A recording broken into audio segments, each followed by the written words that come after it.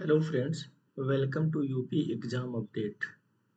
Estimating and costing का आज ये दूसरी क्लास है जिसमें हम लोग पीवाईक्यू डिस्कस कर रहे हैं। तो देखिए, आप लोग इतना समझिए कि पीवाईक्यू में हम बहुत ज़्यादा डिटेल्ड नहीं कर सकते हैं, क्योंकि इस पीवाईक्यू का सॉल्व करने का मतलब बस इतना ही होता है कि जितना जल्द ज़्यादा से ज़्यादा हम क्वेश्चन कम समय में आपके कर लें, ठीक है। तो पीवाईक्यू का मतलब यही होता है। तो हमारी कोशिश भी रहती है कि जहाँ बहुत ही इम्पोर्टेंट रहता है आपको वहीं हम समझाने की कोशिश करते हैं, नहीं तो कम समय में हम ये सोचते हैं कितना ज़्यादा से ज़्यादा आपको क्वेश्चन हम करवा दें। और अभी देखिए पीवाईक्यू हम करवा रहे हैं, अगर आप लोगों का साथ मिलेगा और देखेंगे आप लोगों का इंटरेस्ट क्या है। आप लोग इसीलिए वीडियो को शेयर किया करिए, लाइक किया करिए, कमेंट किया करिए, अपने दोस्तों को भी सब्सक्राइब करवाइए। तो जिससे क्या है, हमें पता चले हाँ आप लोगों को इंटरेस्ट आ रहा है जो भी हम चीज़ें कर रहे हैं आपके लिए। तो हम आगे के लिए सोचे फ्री ऑफ कॉस्ट में आपको यूट्यूब पे पूरा थ्योरी की क्लास, जैसे एस्टिमेटिंग एंड कॉस्टिंग की, जैसे अभी तो हम पीवाईक्यू लेकर के आए ना, पूरा थ्योरी क्लास मिक्स में हिंदी और इंग्लिश दोनों में करेंगे। मतलब हर जो जितने भी इम्पोर्टेंट सब्जेक्ट हैं जहाँ एग्जाम में ज़्यादा क्वेश्चन पूछे जाते हैं, तो उस चीज़ को हम करवाने की कोशिश करेंगे। तो आप लोगों को अगर साथ मिलेगा तो बिल्कुल वो काम किया जाएगा, ठीक है। और जो भी साथी पीडीएफ लेना चाहते हैं, तो आप लोग जानते हैं जो बैच रखा गया है, फीस रखा गया है, वो भी जो टाइपिंग करते हैं और टाइपिस्ट लगे हुए काम करते हैं वो उनका खर्च होता है, ना कि हमें कुछ लेना रहता है, ठीक है। तो 299, इसीलिए आप ही लोगों के बीच से आप ही लोगों ने बोला कि सर इतना फीस रखिए। तो 299 फीस रखा गया, जिसमें 4 से 5 बुक है, सबकी पीडीएफ सोचे टाइप करके आपको मिले उसी में हर सब्जेक्ट की। तो जिनको भी बैच से जुड़ना रहेगा आप लोग डिस्क्रिप्शन बॉक्स चेक करिएगा, वहाँ से आपको नंबर मिले, व्हाट्सअप करके क्यूआर लिंक पेमेंट करके बैच में जुड़ सकते हैं, ग्रुप में। बाकी हमारी कोशिश है आपके इंटरेस्ट पे हम यहीं पर फ्री ऑफ कॉस्ट में ही पीडीएफ, वही सेम टू सेम पीडीएफ आपको यहाँ पर यूट्यूब पे प्रोवाइड कराई जाएगी। बस आप लोग लाइक शेयर सब्सक्राइब इतना जरूर किया करिए और कमेंट बॉक्स में बताया करिए कि हाँ वीडियो कैसी लग रही है, कुछ इम्प्रूवमेंट की ज़रूरत है। और दूसरी चीज़, कुछ हल्की फुल्की, देखिए 1% ह्यूमन एरर होता है, तो कहीं कहीं थोड़ी त्रुटियां हो जाती हैं। तो अगर आप लोगों को लगे कि सर हमें यहाँ कन्फ्यूजन, तो आप लोग कमेंट बॉक्स में जरूर कमेंट कर दिया करिए। पहले वीडियो में देखिए कुछ साथी कमेंट किए थे, थोड़ी सी मिस्टेक हो गई थी, तो इस वजह से देखिए इस वीडियो में हम उस चीज़ को करेक्ट कर लेते हैं, ठीक। तो पहला करेक्शन है पिछले वीडियो में, आप लोग करेक्ट कर लीजिएगा। और जो पेड ग्रुप में जुड़े हुए हैं, पीडीएफ मिला हुआ, आप लोग वहाँ पर भी करेक्ट कर लेंगे, पेड वाले भी। देखिए floor floor area ratio, F R means जो होता है, तो total floor area of all floors upon area of plot होता है। देखिए प्लिंथ एरिया ऑफ प्लिंथ लिख के आता है यहाँ पर मिस्टेक से, ठीक है। एरिया प्लॉट होता है, वो ए से थोड़ा एक अक्षर दो अक्षर जानते हैं, आगे पीछे मिस्टेक हो जाता है, तो एरिया ऑफ प्लिंथ प्लॉट रहेगा, ठीक है। तो आप लोग इतना ध्यान देंगे, ये बस एक वर्ड का ही करेक्शन था। चलिए हम लोग आज की वीडियो स्टार्ट करते हैं। पिछले वीडियो में हम लोग पढ़ लिए थे यहाँ तक, क्विंटल तक, यूनिट ऑफ रिवेट तक, ठीक है। चलिए आज हम लोग फिर से स्टार्ट करते हैं वीडियो। देखिए और हमारी कोशिश है, देखिए थोड़ा सा स्पीड ज़्यादा रहेगी और जहाँ बहुत जरूरी रहेगा वहाँ पर ही हम समझाएंगे आपको, क्योंकि कम समय में जिससे ज़्यादा से ज़्यादा आपको क्वेश्चन करवा दें, ठीक है। चलिए स्टार्ट करते हैं। विच of the following area is not included in plinth area of the building, ठीक है। प्लिंथ एरिया बिल्डिंग के उसमें कौन सा एरिया ऐसा है जो इंक्लूड नहीं किया जाता, ठीक। एरिया ऑफ द लॉफ्ट्स, ठीक है। जैसे यहाँ ये ऑब्जेक्टिव क्वेश्चन है, उसको हम ऑनलाइनर में कन्वर्ट किए। तो अगर आपको ऑप्शन कहीं मिलता है कि प्लिंथ एरिया में वो कौन सा एरिया है जो इंक्लूड नहीं किया जाता है, तो मोस्ट ऑफ एग्जाम में एरिया ऑफ लॉफ्ट मिलेगा ही मिलेगा। इसीलिए जो कीवर्ड है उसको आप लोग ज़्यादा याद करें, या जो इंपॉर्टेंट वर्ड है, क्योंकि बार बार एग्जाम में वही पूछा जाता है। तो एरिया ऑफ लॉफ्ट्स को कहाँ पर इंक्लूड नहीं किया जाता, प्लिंथ एरिया में इंक्लूड नहीं किया जाता। और लॉफ्ट मतलब हिंदी में टाण होता है, आप लोग जानते हैं घर बनता है तो ऊपर ऊपर सामान रखने के लिए टाण बनाया जाता है ना, ऊपर कुछ डिस्टेंस छोड़ करके छत से, तो वही लॉफ्ट्स है, ठीक है। अब फिर आगे है की पॉइंट करके, the following shall not be included in plinth area. इस एरिया ऑफ लॉफ्ट के अलावा और कौन कौन सा एरिया होता है जो मतलब प्लिंथ एरिया में इंक्लूड नहीं होता, तो उसमें देखिए यहाँ पर एक बार फिर से दर्शा दिए। एरिया ऑफ लॉफ्ट बालकनी हो गया आपका, ठीक है। और area of architectural feature such as band cornice etc, area of vertical sun breaker और box louvre projecting out, cantilevered porch, spiral staircase including landing, open platform, terrace of floor one, towers, ठीक है, toilets, domes projecting above the terrace level at terrace, additional floors of seating assembly theatre. ठीक, देखिए इसमें सभी important नहीं है, लेकिन एक है कि आप लोगों को हमने बता दिया है कि मोस्टली ये चीज़ें हैं जो एरिया आप प्लिंथ एरिया में आपको इंक्लूड नहीं की जाती, जिसमें सबसे इम्पोर्टेंट है आपके तीन चार हैं, उसको आप लोग याद रखेंगे, क्योंकि अगर तीन चार ऑप्शन बनाता है और लास्ट ऑप्शन ऑल आप एबव लिख देता है, तो आपको ये सभी चीज़ें पता रहेंगी तभी आप कर पाएंगे। ठीक है, तो जिसमें सबसे इम्पोर्टेंट है हम एक बार बता देते हैं। देखिए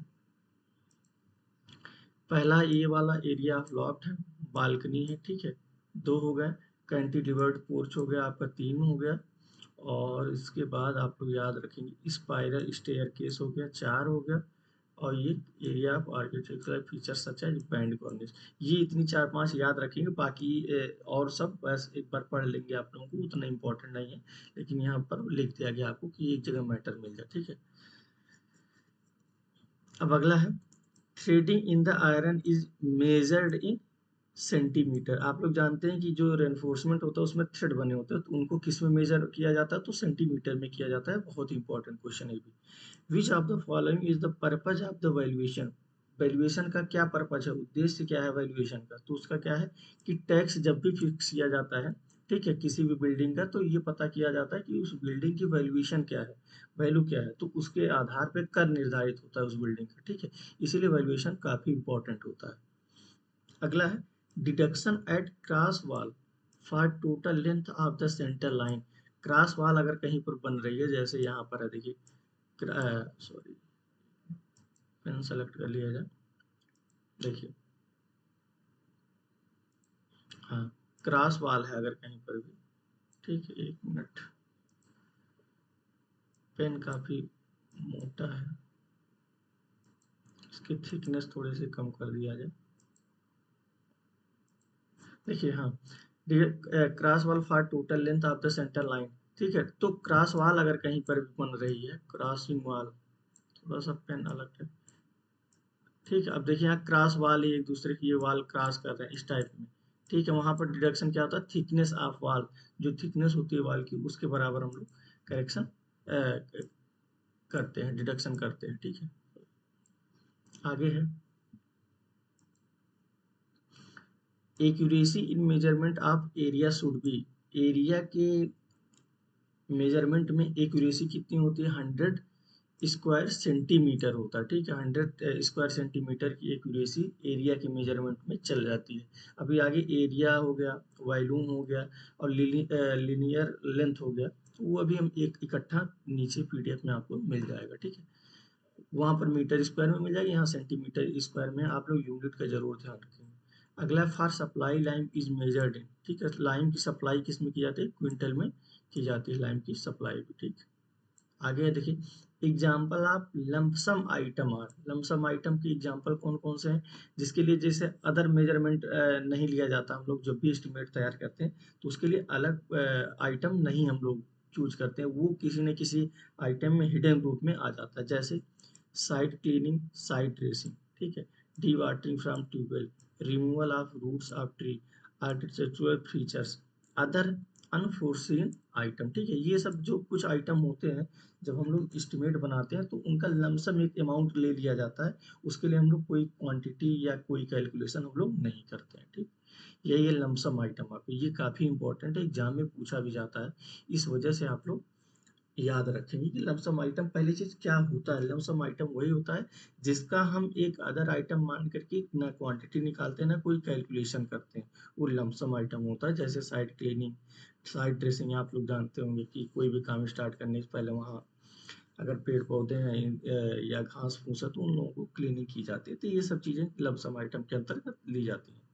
अगला अप्रोक्सीमेट एस्टिमेट मेथड फॉलोइंग। ठीक है, अप्रोक्सीमेट एस्टिमेट तैयार करने के लिए कौन कौन से मेथड है, एक होता है देखिए एक्चुअल एस्टिमेट तैयार या डिटेल्ड एस्टिमेट तैयार करना, और एक होता है अप्रोक्सीमेट, जिससे अप्रोक्सीमेट डेटा में मिलता है न कि एग्जैक्ट डेटा मिलता है। तो कौन कौन से मेथड देखिए, plinth area method, cubic rate or, इसी को बोलते हैं cubic metre method. Approximate quantities with bill method, ठीक है।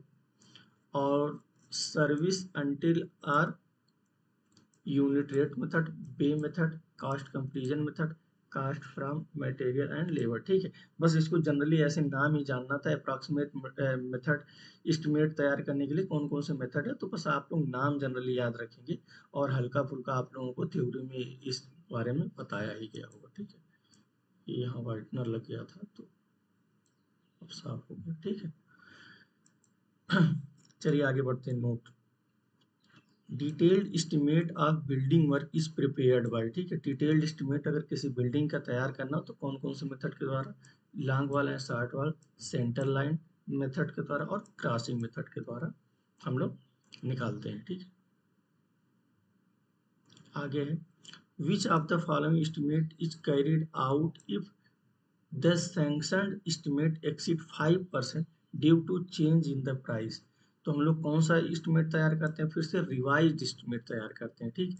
अगर जैसे होता है क्या है कि पहले आप लोगों ने मान लीजिए जो एस्टिमेट भेजा, ठीक है, कुछ समय के बाद हो सकता है प्राइस में किसी भी आइटम की या किसी भी सामान की प्राइस में हाइक आ जाए, चेंजिंग आ जाए, तो आपका क्या होगा, ओवरऑल कास्ट तो बढ़ जाएगा।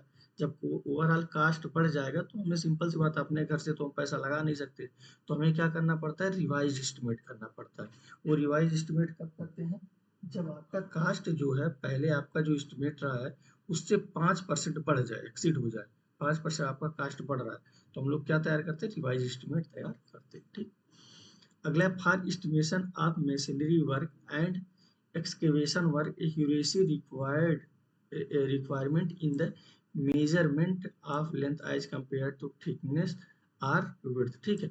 मतलब एक्यूरेसी रिक्वायरमेंट सबसे ज़्यादा कहाँ पर होती है, लेंथ के मेजरमेंट में होती है, थिकनेस के और विड्थ के कंपैरिजन में। क्यों होता है, क्योंकि थिकनेस और विड्थ जो है बहुत स्पेसिफाइड होते हैं जनरली, ठीक है, लेकिन लेंथ को हमें एक्यूरेसी के साथ मेजर करना होता है। तो वही बोला है कि एस्टिमेशन ऑफ मशीनरी वर्क या एक्सकेवेशन वर्क में एक्यूरेसी लेंथ की मेजरमेंट में हम लोग ज़्यादा रखते हैं एज कम्पेयर्ड टू थिकनेस और विड्थ के। बाकी हम लोग एक्यूरेसी विड्थ और थिकनेस के भी मेजरमेंट में रखते हैं, लेकिन लेंथ के कंपैरिजन में थोड़ा कम होता है। फिर अगला है, in long wall and short wall method, ठीक है, the method of the short wall is equal to the centre length of walls minus width of wall, ठीक है। शॉर्ट वॉल जैसे लॉन्ग वॉल और शॉर्ट वॉल मेथड के द्वारा जब हम सेंटर टू सेंटर डिस्टेंस निकालते हैं, तो शॉर्ट वॉल के केस में क्या करते हैं हम लोग, centre to centre distance minus क्या करते हैं, विड्थ ऑफ वॉल कर देते हैं, तो centre to centre distance of short wall हम लोगों को मिल जाती है। नेक्स्ट है, which of the following method is used for estimation of depreciation of building, ठीक है। बिल्डिंग का डिप्रिसिएशन निकालने के लिए कौन सा मेथड का यूज किया जाता है, कांस्टेंट परसेंटेज मेथड। कई मेथड होते हैं, लेकिन जैसे जो ऑप्शन तैयार किया गया वहाँ पर ये कांस्टेंट परसेंटेज मेथड दिया था, तो इसीलिए जो टाइपिंग किए हैं वो आपको यहाँ कांस्टेंट परसेंटेज मेथड उन्होंने केवल लिख दिया। बाकी 4 मेथड होते हैं, स्ट्रेट लाइन मेथड होता है, कांस्टेंट परसेंटेज मेथड और 2 सिंगल फंड मेथड होता है। तो आप लोग डिटेल थ्योरी में पूरे मेथड को आप लोग पढ़े होंगे। अगला है, capitalised value of the property is the product of, capitalised value का फार्मूला क्या होता है, annual income and year purchase, ठीक है। इन दोनों का मल्टीप्लीकेशन है, मतलब प्रोडक्ट मतलब गुड़ा, एनुअल इनकम गुड़े ईयर परचेज इक्वल टू क्या होता है, कैपिटलाइज्ड वैल्यू होता है। काफी एग्जाम में ये क्वेश्चन इस पे न्यूमेरिकल आता है, आप लोग इस फार्मूले को कैपिटलाइज्ड वैल्यू को जरूर याद रखें। क्या होता है, एनुअल इनकम गुड़े ईयर परचेज, एनुअल इनकम की वैल्यू दिया रहता है, ईयर परचेज की वैल्यू दिया जाता है, सीधे सीधे गुड़ा करना रहता है। ये किसी भी पीएसयू एग्जाम या एसएससी जेई एक क्वेश्चन न्यूमेरिकल का यहाँ से मिलता ही है, बहुत ही इजी होता है, विद इन सेकंड में हो जाएगा, ठीक। अगला है, which of the following is the correct statement for length of the long wall as one moves from earth work to brick work in superstructure in long and short wall method its value decreases, ठीक। इसका मतलब आप लोग समझ रहे हैं, general भाषा में समझा दे रहे हैं कि जैसे जब हम लोग long wall and short wall method के द्वारा अर्थ वर्क या कैलकुलेशन करते हैं, ठीक है, length of the long wall as तो कैलकुलेशन करते समय लेंथ ऑफ लॉन्ग वॉल जो होता है, तो जब हम लोग earth work to brick work से हम लोग सुपर स्ट्रक्चर में जब बढ़ते जाते हैं, ठीक है, जैसे कैलकुलेशन पहले अर्थ वर्क निकालते हैं, फिर उसके ऊपर प्लिंथ पे पहुंचते हैं, फिर सुपर स्ट्रक्चर में पहुंचते हैं, तो long wall and short wall method के द्वारा जब हम लोग निकालते हैं, तो क्या करते हैं, जब अर्थवर्क से ऊपर की तरफ हम लोग पहुंचते हैं, तो जो कैलकुलेशन की वैल्यू आती है वो डिक्रीज होने लगती है, कम होने लगती है। इसका कहने का मतलब बस इतना ही है। ये एग्जाम में पूछा गया है एसएससी जेईई में। ये सीधे सीधे पूछा था कि अगर यही दिया था तो यहाँ चार ऑप्शन बना दिया था सीधे सीधे, वो यहाँ से चार ऑप्शन बना दिया था। देखिए यहाँ से चार ऑप्शन बना दिया था, एक लिख दिया था इट्स वैल्यू, यहाँ से दिया था इट्स वैल्यू डिक्रीजेज, ठीक, एक ऑप्शन हो गया। दूसरा ऑप्शन बनाया था इट्स वैल्यू इंक्रीजेज या नो इफेक्ट, ठीक है, पहले डिक्रीज होता है और फिर बाद में इंक्रीज होता है, ऐसे ऐसे चार ऑप्शन बनाया था। तो अगर लॉन्ग वाल एंड शॉर्ट वाल मेथड के द्वारा हम लोग कैलकुलेशन कर रहे हैं और अर्थ वर्क से ऊपर सुपर स्ट्रक्चर में पहुंच रहे हैं, मतलब ऊपरी हिस्से में पहुंच रहे हैं, तो क्या होता है वैल्यू लॉन्ग वाल और शॉर्ट वाल के द्वारा, लेंथ ऑफ लॉन्ग वाल की वैल्यू क्या होती है, डिक्रीज होती है, ठीक, ये इंपॉर्टेंट है, आप लोग याद रखिए। नेक्स्ट है which of the following is the unit of measurement for sills of windows, ठीक है, विंडो की सिल्स को किसमें मेजर किया जाता है, या मेजरमेंट क्या होता है, नंबर में उनको मेजर किया जाता है। सिल्स ऑफ विंडोज आप लोग पढ़े ही होंगे, ठीक। अब अगला देखिए which of the following area is included in plinth area of the building, ठीक, वहां पर जो ऑप्शन बना था उसके अनुसार था कि प्लिंथ एरिया में कौन सी एरिया को इंक्लूड किया जाता है। एरिया बारासाटी एज टेरेस लेवल, जो ये एरिया होता है उसको प्लिंथ एरिया में, सीधे सीधे ऑप्शन में यही आपको ऑप्शन मिलेगा, तो आप लोग याद रखेंगे। इसको पिंक कलर में इसलिए किया गया है क्योंकि पेड पीडीएफ में ये जो है गलत था वहां पर, तो इसलिए इसको पिंक कर दिया कि जो भी पेड ग्रुप वाले पीडीएफ वाले होंगे तो इस चीज को करेक्शन कर लेंगे। यहाँ पर एक वर्ड का ही मिस्टेक इसमें भी था, तो इस चीज को आप लोग करेक्ट कर लेंगे। नेक्स्ट है accuracy in the measurement of volume in cubic metre should be near to 0.01, ठीक है, 0.01 मीटर क्यूब वॉल्यूम के मेजरमेंट में हम लोग एक्यूरेसी रखते हैं। अब बाकी एक ही साथ देखिए यहाँ पर तीनों लिख दिया गया है, जिससे आपको इजी रहे, सुविधा रहे याद करने में, नोट पॉइंट करके। All civil engineering work shall be measure to the following tolerances, ठीक, देखिए लीनियर मेजरमेंट में कितना रखते हैं, 0.01 मीटर, ठीक, ये मीटर देखिए यहाँ स्क्वायर नहीं है, लीनियर में क्योंकि जानते हैं एक ही लेंथ होती है, इसके लिए यहाँ मीटर है, आप लोग याद रखिए।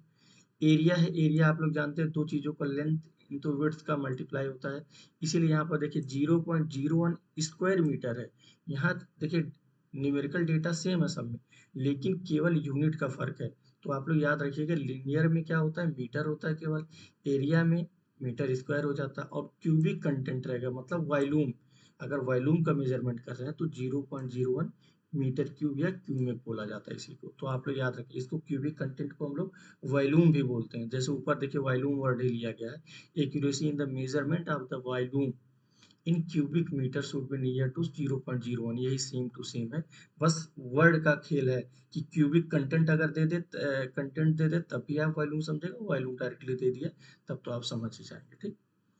देखिए साथियों, इतना अच्छे तरीके से आपको एक्सप्लेनेशन कहीं नहीं मिलेगा पीवाईक्यू के दृष्टिकोण से देख रहे हैं आप लोग, इसीलिए वीडियो को लाइक शेयर सब्सक्राइब जरूर किया करिए, जिससे हम और अच्छी चीजें आप लोगों के लिए करें।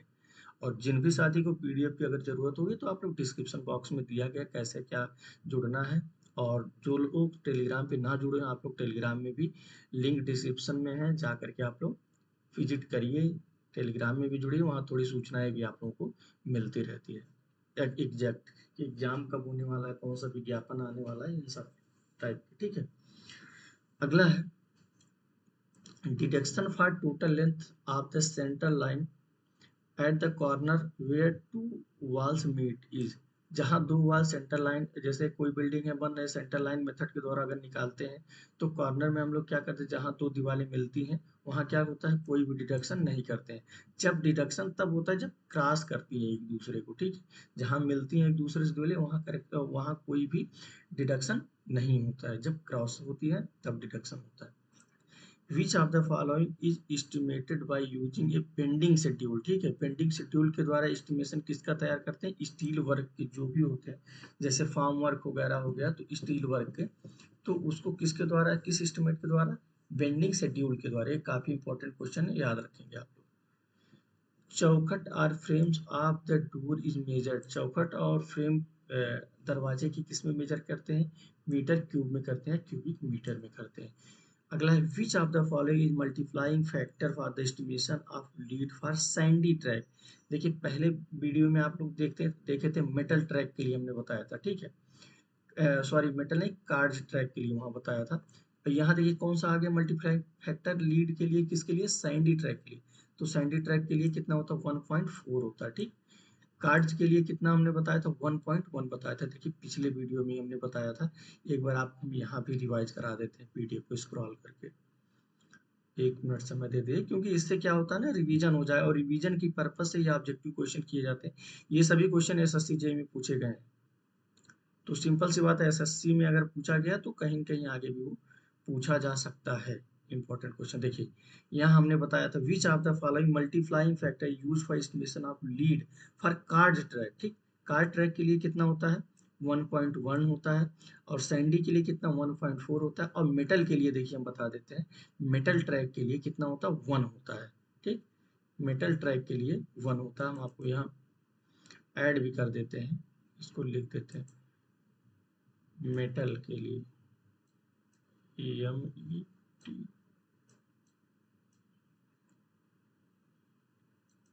मेटल के लिए थोड़ा सा सही लिख नहीं पा रहे, 1 होता है। ठीक, मल्टीप्लाइंग फैक्टर मेटल ट्रैक के लिए कितना होता है, 1 होता है, सैंडी ट्रैक के लिए 1.4 होता है, और कार्ड ट्रैक के लिए 1.1 होता है। ठीक, चलिए आगे बढ़ते हैं। नेक्स्ट है the expected outturn square metre में of sawing of soft wood per mason per day. ठीक है, सामिंग मतलब चिराई होता है, ठीक है।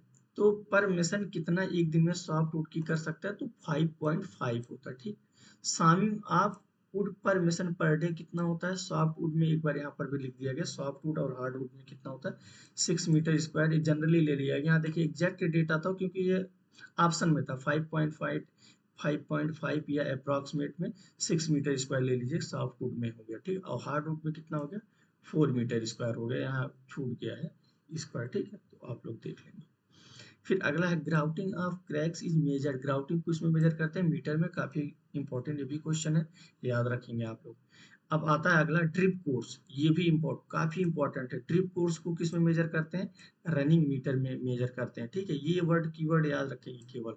अब बाकी ड्रिप कोर्स होता क्या है, is a projection of exterior finish course for throwing of water, it is measured in running metre. Throwing of water मतलब वाटर आपके जो भी एक्सटीरियर पोर्शन है, दीवार पे ना आए या घर के अंदर ना आए खिड़की के द्वारा, इसलिए ड्रिप कोर्स दिया जाता है ऊपर से, क्या करने के लिए, थ्रो ऑफ वाटर के लिए। ठीक, तो आप लोग इतना याद रखेंगे ड्रिप कोर्स में किस में मेजर किया जाता है, रनिंग मीटर में। और ये मतलब ड्रिप कोर्स होता क्या है, थ्रोविंग ऑफ वाटर के लिए होता है। अगला है, थोड़ा सा हम स्पीड देखिए यहाँ ज्यादा रखेंगे, क्योंकि हमें ज्यादा क्वेश्चन कवर करना, तो हम सोचते हैं आधे घंटे से 40 मिनट की वीडियो में हम आपको ज्यादा से ज्यादा क्वेश्चन की प्रैक्टिस करवा दें। द अप्रोक्सीमेट क्वांटिटी किसमें, केजी में, आप bending and binding reinforcement of mild steel for पर मेसन पर डे। एक दिन में एक मेसन, ठीक है, रेनफोर्समेंट को कितना बेंड या बाइंड मतलब बांध सकता है। ठीक, इतना 375 केजी वो कर सकता है इतना। अगला है which of the following is a factor for obsolescence of property. ठीक है, जैसे होता है ना कि कोई भी प्रॉपर्टी है, ऑब्सोलेंसर मतलब इस समय प्रेजेंट टाइम की सिचुएशन के हिसाब से वो प्रचलन में नहीं चीजें रहती है, जैसे पुरानी चीजें हो जाती है ना, जैसे आज कोई डिजाइन है किसी भी बिल्डिंग का, तो आने वाले 10 साल में वो क्या हो जाएगी, पुराना हो जाएगी डिजाइन, लेकिन आज तो डिजाइन सही था। तो ये ऑब्सोलेंसेज है प्रॉपर्टी की, क्यों हो जाता है, आखिर पुराना क्यों हो जाता है, प्रचलन से क्यों दूर हो जाता है, तो इसलिए हो जाता है क्योंकि न्यू इनोवेशन। जैसे आप लोग जानते हो कि फोन आया था सबसे पहले, पहले कीपैड फोन चलता था, एकदम सभी लोगों के हाथ में रहता था। धीरे धीरे क्या हुआ, देखिए स्मार्ट फोन आते गए धीरे धीरे। आज लेकिन ऑब्सोलेंस हो गए हैं कि नहीं, कीबोर्ड, कीबोर्ड किसी को आप लोग देखते हैं, तो वही चीज है कि ऑब्सोलेंसेज होने के क्या ही कारण है, आखिर क्यों होता है, तो क्यों होता है, देखिए न्यू इनोवेशन, क्योंकि न्यू खोज हो जाती है। ठीक है, तो ऑब्सोलेंसेज हो जाते हैं। इसी तरीके से प्रॉपर्टी की भी केस में होता है, डिजाइन होती है, जो भी चीजें होता है, तो अलग अलग इनोवेशन या जैसे आज लोकेशन लोकेशन वाली भी बात है। आज का यहाँ का लोकेशन ठीक है, कल का इससे बेहतर कोई लोकेशन हो गया, वहां पर अदर चीजें आ गई, गवर्नमेंट चीजें आ गई, तो ये सब चीजें ठीक है। इम्प्रूवमेंट इन डिजाइन, डिजाइन में इम्प्रूवमेंट के कारण जो होती है प्रचलन से पुराने आउटडेटेड डिजाइन एंड स्ट्रक्चर हो जाता है। इन सब की वजह से ऑब्सोलेंसेज ऑफ प्रॉपर्टी होती है, मतलब प्रचलन में नहीं होती। नेक्स्ट है the expected outcome cubic metre of reinforced brick work permission per day, ठीक है। रेनफोर्स्ड ब्रिक वर्क अगर कर रहा है, जैसे एक नॉर्मल ब्रिक वर्क होता है और रेनफोर्स्ड होता है कि ब्रिक वर्क की चिनाई में साथ साथ में क्या करते हैं हम लोग, रेनफोर्समेंट को भी अंदर ढाल देते हैं। तो वहां पर एक्सपेक्टेड टर्नआउट कितना है, आउट टर्न कितना है, एक मिशन, एक दिन में 1 मीटर क्यूब, ठीक है, 1 क्यूबिक मीटर होता है। तो आप लोग एक चीज और यूनिट का जरूर ध्यान रखेंगे। हमें हो सकता है कभी कभी फ्लो में बोलने में थोड़ी सी त्रुटियां हो जाए, लेकिन जो चीज लिखी रहती है आप लोग उस चीज को क्लियर समझा करिए। और एक बार आप लोग वीडियो देखिए, स्लो मोड में देखा करिए, क्योंकि कब कौन सी चीजें हम बोल रहे हैं और छूट जा रहा है इंपॉर्टेंट, तो दिक्कत होता है। एक बार आप लोग नॉर्मल में देख लिया करिए, फिर उसके बाद 2x लगा करके आराम से देखा करिए। What percentage of the cost of estimate is provided for work charge establishment, ठीक। वर्क चार्ज एस्टेब्लिशमेंट के लिए कितना कास्ट ऑफ एस्टिमेट में हम लोग जोड़ते हैं, कितना परसेंट, 2% होता है, ठीक। Cleaning and fixing of glass panel is measured, ठीक, किस में मेजर करते हैं, cleaning and fixing of glass को नंबर में। अगला है what percentage of total cost is either in the cost of construction for contingency charge, कितना लेते हैं, 5% हम लोग लेते हैं, ठीक। देखिए इधर कोई समझाने वाली चीजें नहीं, इसीलिए हम जल्दी थोड़ी स्पीड करके कि ज्यादा क्वेश्चन कवर कर लें। अगला centre line method for estimation is suitable for, centre line method किसके लिए सुटेबल है, वॉल्स हैविंग सेम विड्थ, ठीक। अगर विड्थ आपकी चेंज हो जा रही है बिल्डिंग की, तो हम लोग सेंटर लाइन मेथड के द्वारा सेंटर टू सेंटर डिस्टेंस नहीं निकाल सकते, तो इसीलिए सेंटर लाइन मेथड वहीं पे यूज किया जाता है, कहाँ पर, जहाँ विड्थ क्या होता है, सेम विड्थ होती है सभी वॉल्स की। नेक्स्ट है deduction at the L junction of wall for total length, ये लेंथ है, देखिए ये एल छूट गया, length of centre line, no deduction, ठीक। हमने आपको बताया है कि डिडक्शन वहीं पर होगा जहां पर एक दूसरे को वॉल क्रॉस कर रही है, ठीक है, वही डिडक्शन होगा। बाकी एल जंक्शन हो गया या कोई दो दीवारें आपस में मिल रही है, मीट कर रही है, वहां भी डिडक्शन नहीं होगा। केवल टी शेप का जंक्शन जहां बनता है वहां पर आपका डिडक्शन होता है, ठीक।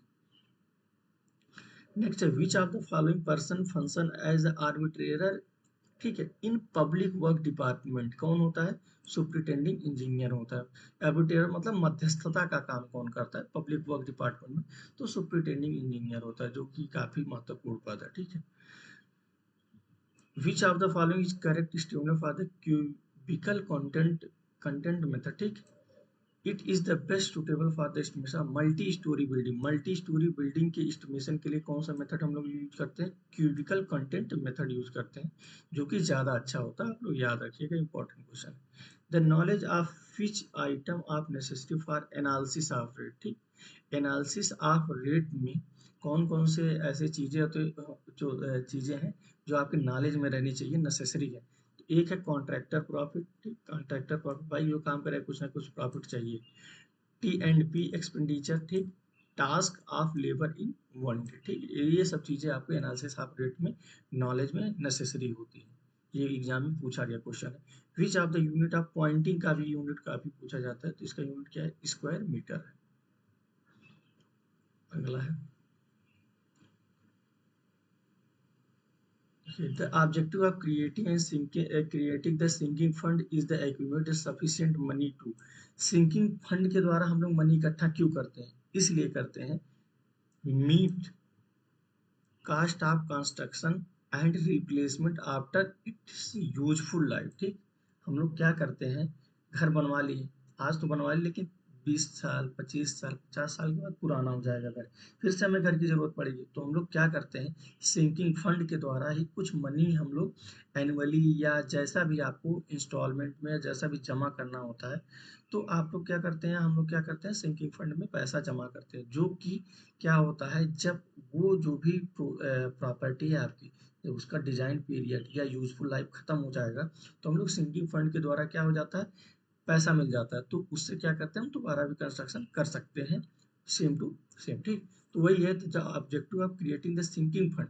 सिंकिंग फंड क्रिएट करने के आपका क्या उद्देश्य है, कि इसका उद्देश्य ये है कि हमें सफिशिएंट अमाउंट मिल जाए, ठीक है, क्या करने के लिए, replacement after the design period या यूजफुल लाइफ, जो भी प्रॉपर्टी है उसकी खत्म होने के बाद हम क्या करें, दोबारा कंस्ट्रक्शन करवा सके। इसलिए हम लोग सिंकिंग फंड में क्या करते हैं, पैसा अपना जमा करते हैं, ठीक। Which of the following is a type of lease where the duration of the lease for a property is given until the death of a property, ठीक है। लाइफ लीज मतलब क्या होता है, कोई चीज अगर लीज पे ली जाती है या दी जाती है तो कब तक, अगर किसी भी पर्सन की डेथ तक दी जाती है तो उसको कौन सी प्रॉपर्टी बोलेंगे, लाइफ लीज प्रॉपर्टी मतलब, ठीक है। According to building bylaws, what is a building called when the outer face of any of its walls is on street boundary, ठीक है। जैसे हम लोग जानते हैं कॉलोनी या स्ट्रीट बाउंड्री पे जो भी घर बने होते हैं, ठीक है, उनका जो आउटर फेस होता है अगर वो मतलब रोड के किनारे है या स्ट्रीट बाउंड्री पे मीट कर रही है, ठीक है, तो उसको हम लोग क्या बोलते हैं, एब्यूट बोलते हैं, एब्यूट बोलते हैं, ठीक है, मतलब सड़क से लगा हुआ किनारा, ठीक। अगला, the art of assessing the present fair value of property at a stated time is known as valuation. Present time में किसी भी प्रॉपर्टी की वैल्यू निकालना या फेयर वैल्यू निकालना क्या कहलाता है, वैल्यूएशन। वैल्यूएशन करते क्यों है, हर टैक्सेशन कर को निर्धारित करने के लिए। आगे बताए हैं हम आप लोगों को। अगला है, a method in which the plinth area of a building is measure, ठीक, and then multiplied by the current plinth area rate, ठीक। अगर प्लिंथ एरिया और प्लिंथ एरिया करंट के जो प्लिंथ एरिया रेट है मार्केट में उनसे मल्टीप्लाई करने के बाद, ठीक है, हमको क्या मिलता है, estimated from the plinth area basis, ठीक। A method in which the plinth area of a building is measured and then multiplied by the current plinth area rate is estimated from the plinth area basis। तो ये है कि plinth area into current plinth rate से, plinth area rate से अगर multiply करने के बाद जो हमें एस्टिमेट प्राप्त होता है, जो बनता है, वो किस बेसिस पर, प्लिंथ एरिया बेसिस पर बनता है, ठीक। देखिए एस्टिमेट हम लोग बनाते हैं तो कई प्रकार से बनाते हैं। अब तो हम मान लीजिए वर्किंग में हमें पता है, एक होता है प्लिंथ एरिया बेसिस पे हमारे प्लिंथ एरिया मार्केट में अवेलेबल है, ठीक है, पीडब्ल्यूडी के द्वारा दिया गया है, तो उसका मल्टीप्लाई करके प्लिंथ एरिया बेसिस पे हम लोग एस्टिमेट तैयार करते हैं, वो जनरली प्रिलिमिनरी एस्टिमेट होता है, ठीक है। जब हम लोग डिटेल्ड एस्टिमेट बनाते हैं तो वो डीएसआर के अनुसार, इस समय तो डीएसआर रेट चल रहा है 2023 ही शेड्यूल ऑफ रेट चल रहा है, इलेक्ट्रिकल का 2022 का और सिविल में 2023 की। तो जो भी आइटम जैसे अर्थ वर्क कर रहे हैं या रेनफोर्समेंट हम कर रहे हैं, ब्रिक वर्क कर रहे हैं, हर चीज का एक एक आइटम का वहां पर रेट आपका निर्धारित है उसके मेजरमेंट के हिसाब से। फिर हम लोग क्या करते हैं, टोटल क्वांटिटी पे निकाल करके एग्जैक्ट कैलकुलेशन कर लेते हैं कि हाँ इतने का एस्टिमेट हो रहा है, ठीक है। तो यही है कि कई टाइप से एस्टिमेट बनता है। तो एक होता है प्लिंथ एरिया के बेसिस पे, प्लिंथ एरिया के बेसिस पे जनरली प्रिलिमिनरी एस्टिमेट बनता है, और डिटेल्ड एस्टिमेट ज्यादातर डीएसआर के बेसिस पे बनते हैं, ठीक। अब देखिए, which of the following is true in case of A free holder. A free holder is the absolute owner of the property, ठीक। ये क्या होता है, एब्सोल्यूट केवल ओनर होता है, कि जैसे होता नहीं है कि हम लोग किसी को पैसा दे रहे हैं तो उसकी कोई भी प्रॉपर्टी ले लेते हैं, ठीक है, फ्री होल्ड कर लेते हैं, अपने पास रख लेते हैं, और वो जब पैसा देगा आपको तो आप लोग क्या करेंगे, उसको वापस करेंगे। लेकिन जब तक पैसा नहीं करेगा वो तो क्या होगा, एब्सोल्यूट ओनर है कि नहीं उस प्रॉपर्टी का, वो जो मन करे वो करे आपके प्रॉपर्टी में, ठीक।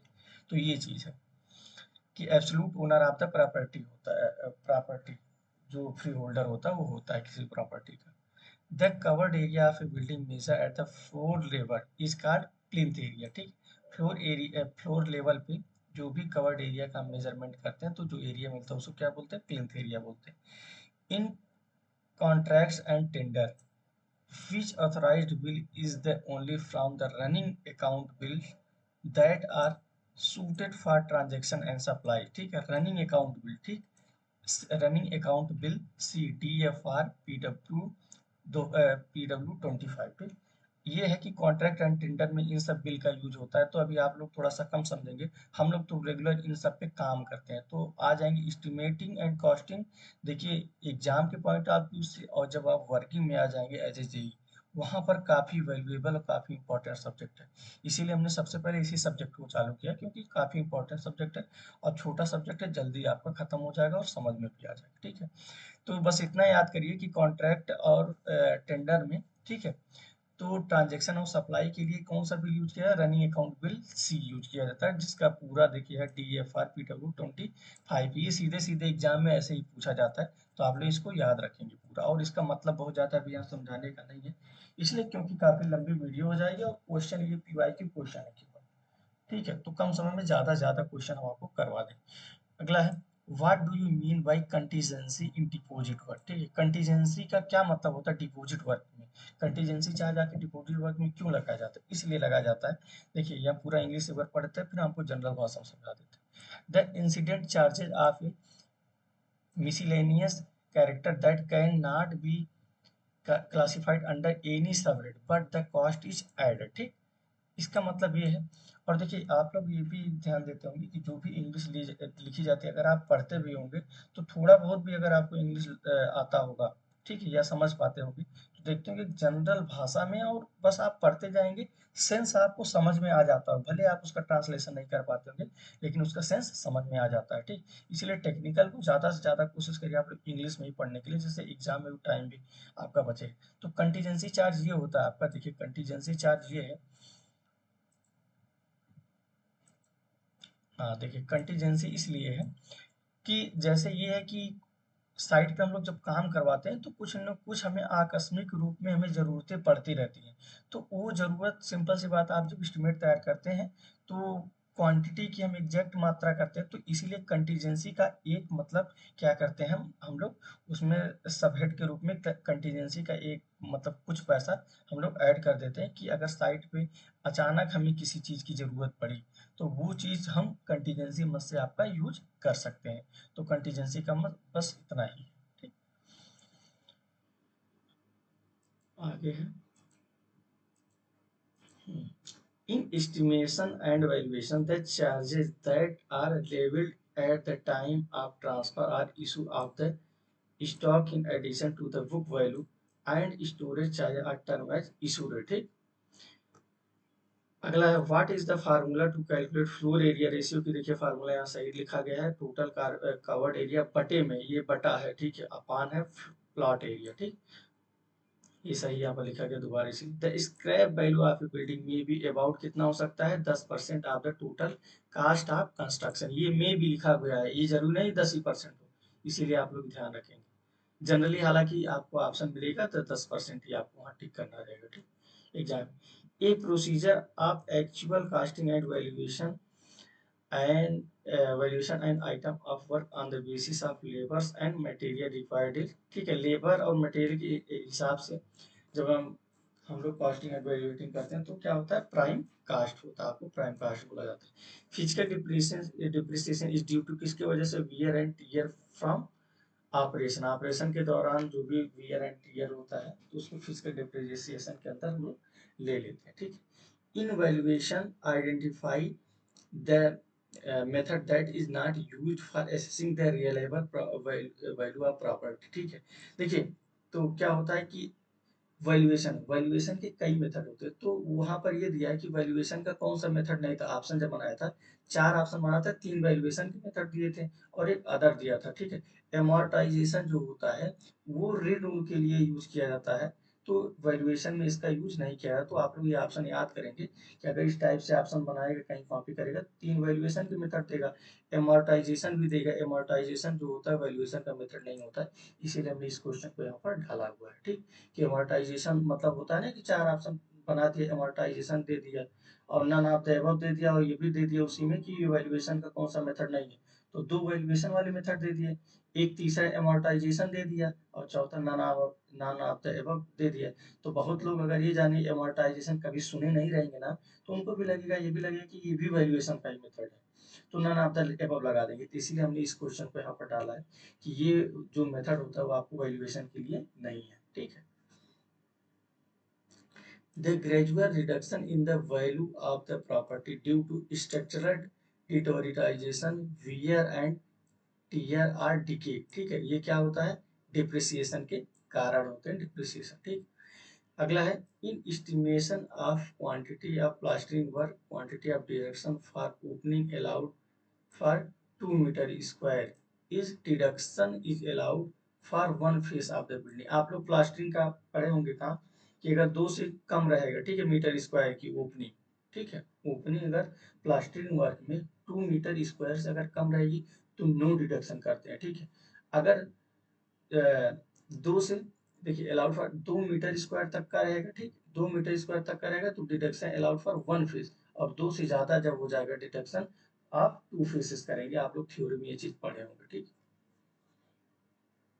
देखिए यहाँ कुछ यूनिट मेजरमेंट है इंपॉर्टेंट, तो आप लोग बस जनरली याद कर लीजिए कि टर्फिंग ऑफ बंड्स ऑफ कैनाल, बंड्स जानते होंगे कैनाल में, ये हम आपको इरिगेशन में बताएंगे, मीटर स्क्वायर मेजर करते हैं। Woodwork for door structure metre square में भी करते हैं। वाइट वॉशिंग, ठीक है, पेंटिंग का काम को किस में करते हैं, मीटर स्क्वायर में करते हैं। वेल सिंकिंग, जैसे वेल मतलब कुआं को सिंक किया जाता है ना, तो उसको किस में, मीटर में, कितना मीटर का कुआं है, गहरा कितने मीटर में हम लोग वेल को सिंक कर रहे हैं, तो वो चीज है मीटर में। अगला देखिए the estimate prepared on the basis of the built up covered area at the floor level of any story of a building is plinth area estimate, ठीक है। हमने बताया कि प्लिंथ एरिया का फ्लोर लेवल पे कोई भी एस्टिमेट तैयार कर रहा है तो प्लिंथ एरिया एस्टिमेट के द्वारा एस्टिमेट तैयार करते हैं। नेक्स्ट है देखिए which of the following method is used to assess rateable value of the property usually applicable for cinemas theatre and race course, ठीक है। प्रॉफिट बेस्ड इनका जो वैल्यूएशन होता है, रेटेबल वैल्यू ऑफ प्रॉपर्टी जो भी होती है सिनेमा थिएटर रेस, यहाँ पर प्रॉफिट बेस्ड पे होता है, ठीक है, एसेस करने के लिए उसकी रेटेबल वैल्यू को, सिनेमा के, थिएटर के और रेस कोर्सेज के, ठीक। Which of the following method is an initial cost based valuation, initial cost based valuation किसके द्वारा करते हैं, क्यूब रेट एस्टिमेट मेथड के द्वारा हम लोग करते हैं, ठीक। ये सभी क्वेश्चन देखिए प्रीवियस ईयर क्वेश्चन ही है, तो पीवाईक्यू की ही वजह से हम लोग आपको करवा रहे हैं कि ज्यादा से ज्यादा आप लोगों को हो जाए। तो चलिए देखिए वीडियो हम एंड करते हैं क्योंकि 40 मिनट का वीडियो हो गया। अब अगले वीडियो में हम ये पूरा सब्जेक्ट खत्म कर देंगे, एक वीडियो और लगेगा, 3 वीडियो में एस्टिमेटिंग एंड कास्टिंग खत्म हो जाएगा। अभी देखिए इतना बचा हुआ है हमारे पास, ठीक। तो ठीक है साथियों, जिनको भी अगर कोई भी दिक्कत समस्या रहे तो आप लोग कमेंट बॉक्स में जरूर बताया करिए, और देखिए कमेंट जरूर किया करिए जिससे हमें मोटिवेशन प्राप्त होगा। लाइक किया करिए, शेयर और सब्सक्राइब जरूर किया करिए जो भी नए साथी हमसे जुड़ रहे हैं, और जिनको भी पीडीएफ की रिक्वायरमेंट होगी डिस्क्रिप्शन बॉक्स चेक करेंगे, आपको पूरी पीडीएफ वहाँ पर मिल जाएगी। चलिए ठीक है, मिलते हैं नेक्स्ट वीडियो में। बहुत बहुत धन्यवाद।